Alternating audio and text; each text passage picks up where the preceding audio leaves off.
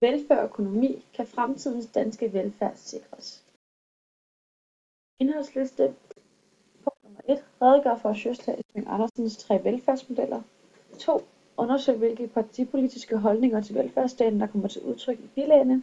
3. Diskuter hvilke økonomiske tiltag partier fra henholdsvis blå og rød blok kunne tænkes at tage i anvendelse for at sikre og eventuelt ændre den danske velfærdsstat i fremtiden.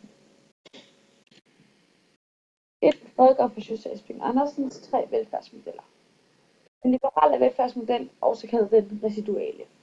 I den liberale velfærdsmodel tror man på individets frie valg. Man tror derfor på, at individet og markedet ved, hvad der er bedst for dem selv. Derfor skal individet selv sørge for at sammensætte den ressourcer, der passer til vedkommende, og markedet skal selv sørge for at regulere sig selv. Staten er minimal og hjælper kun det.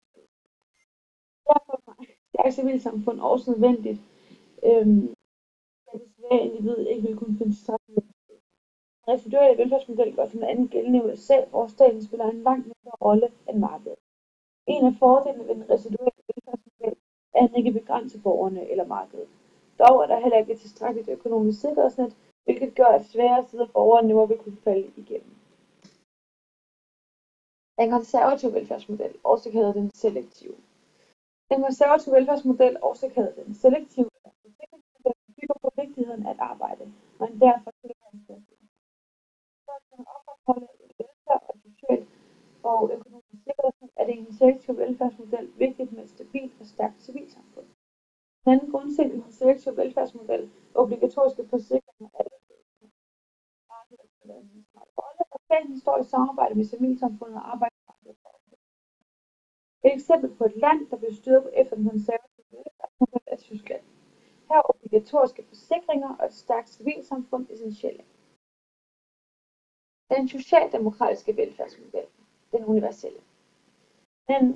Den socialdemokratiske velfærdsmodel bygger på ideen om, at alle borgere skal have adgang til i så høj grad som muligt de samme serviceydelser, altså universel hjælp.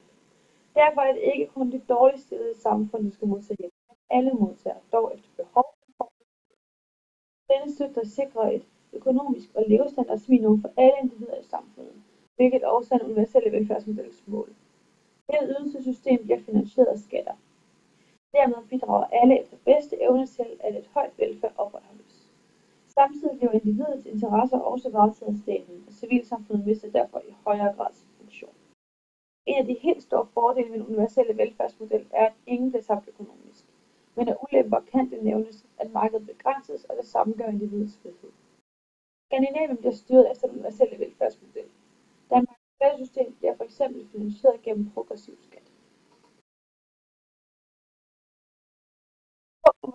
Undersøg hvilke partipolitiske holdninger til velfærdsstaten, der kommer til udtryk i.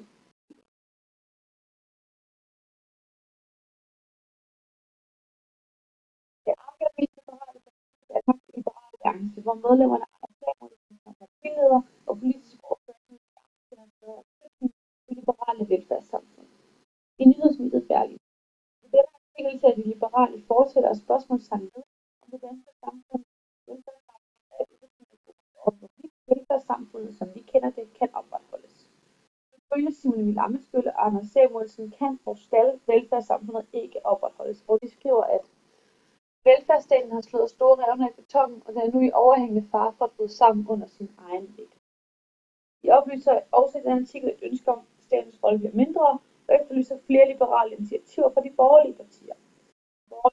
Borgerlige partier, Venstre og Konservative, og i nogle tilfælde også DF og de radikale, har nemlig ifølge Liberale Alliance ikke levet op til deres liberale ideologi, og har med tiden alt for let accepteret, at stat og samfund anses for en og samme størrelse.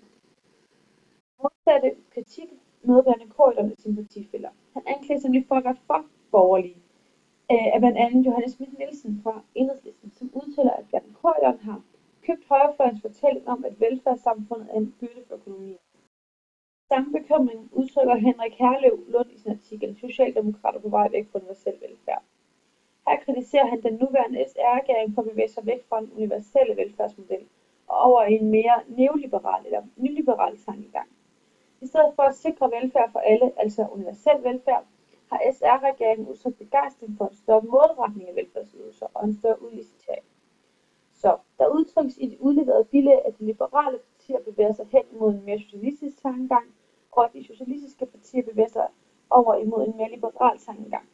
Det passer også fint med vores opfattelse om Venstre og Socialdemokraterne ikke er mere rene ideologiske partier, men derimod i højere grad socialliberale.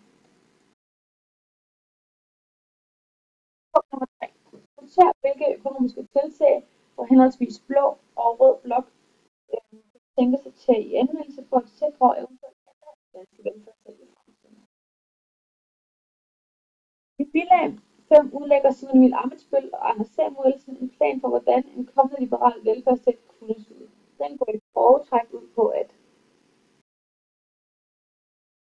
omfordeling i så vidt omfang som muligt kun skal gå til form. Der er mulighed for at vælge alternativer til offentlige tilbud. Der er forskel i indkomsten på, at der på offentlig forståelse af arbejde, mindre og mere effektiv offentlig sektor, forstærkning af civilsamfundet og frivillige fællesskaber. Altså, liberale alliance vil benytte sig af virksomhederne i højere grad ekspansiv finanspolitik og en deregulering af den finansielle sektor. Det vil offentlig sektor også Ole Birk Olsens dokumentar om velfærd, Folketinget med i modsætning til andre ideen om alternativer til offentlig sektor har Venstre også ytret. I bilag 4, hvor Christian Jensen siger, at vi får genskabt muligheden for, at danskerne selv kan beslutte sig. Når du har brug for hjælp, skal fællesskabet betale. Men du skal selv bestemme, hvem der leverer servicen. Danskerne er i stand til at klare sig selv. De skal være eksperter i deres eget liv. På den måde vil Venstre skabe en større udlicitering af offentlige ydelser, og derfor en mindre offentlig stat, hvilket kunne være en løsning på eventuelle problemer med velfærdsstaten. I de udleverede bilag er der størst fokus på de borgerlige og deres bud på en fremtidig velfærdsstat. Jeg har derfor tilføjet bilaget Socialdemokraterne er bedst for Danmark. Socialdemokraternes vision for fremtiden er i denne artikel at styrke det universelle velfærd og mindske uligheden gennem en aktiv social politik kombineret med en aktiv